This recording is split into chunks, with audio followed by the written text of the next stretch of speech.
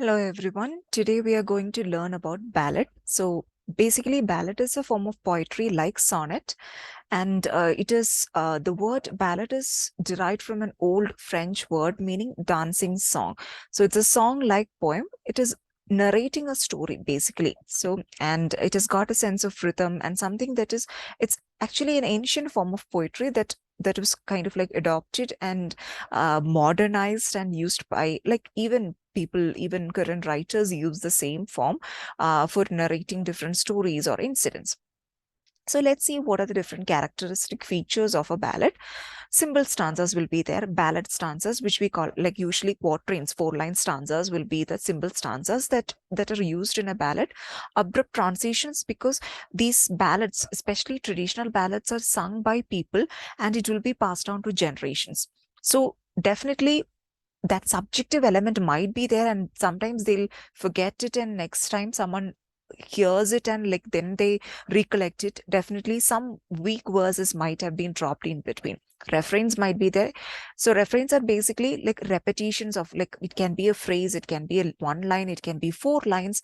And related feature would be incremental repetition, because at that time the repetition, whatever we repeat in ballads, usually it will give additional information to people regarding that. And descriptive phrases, because we are narrating a story, we are narrating an incident, which means it will be descriptive.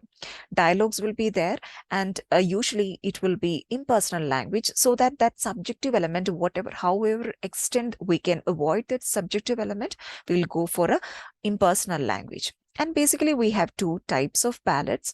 The first one is folk ballad, or otherwise known as popular or traditional ballad, because that's an ancient form of poetry that we call as ballad. And it will be telling a story, narrating a story focused on one incident, and usually it will begin in the midst of a crisis, in medias res. That's a term that we call for that.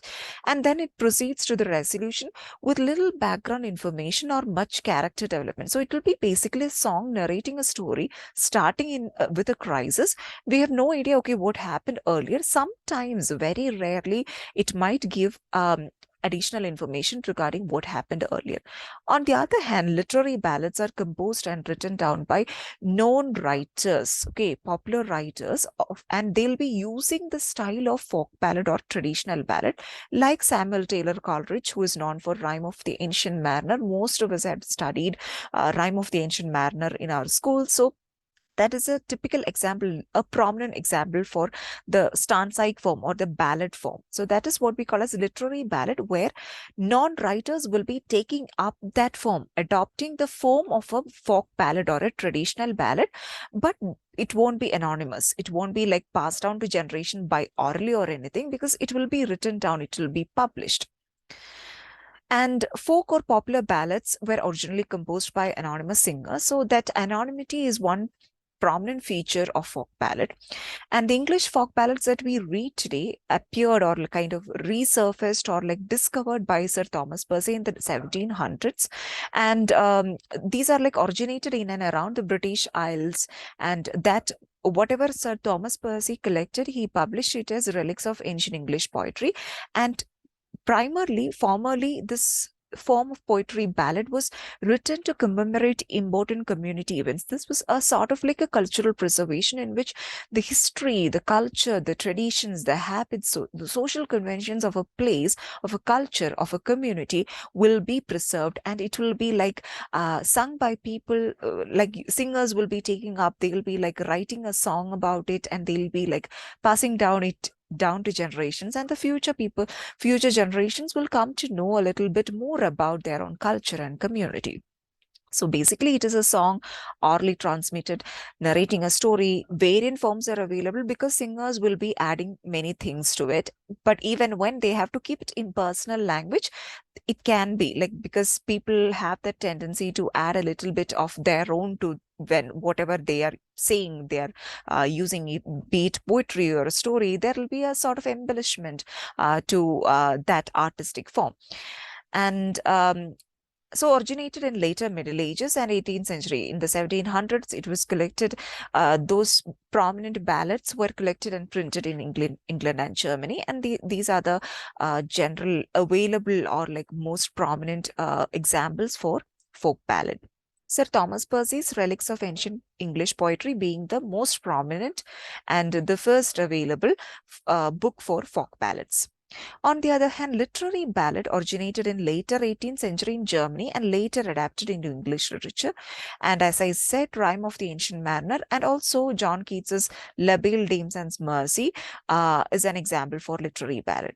So what is the difference between literary ballad and a folk ballad would be authorship, the anonymity of folk ballad. On the other hand, a proper author's name would be added to a literary ballad. Okay, so the author of the literary ballad is a non-personality, while the author of the traditional ballad remains anonymous. And the author of the traditional ballad may be a common man or a shepherd, a villager, or a farmer. Nobody knows anything about the real author because it was passed down generations to generations, and people might have added many things. They might have dropped many verses.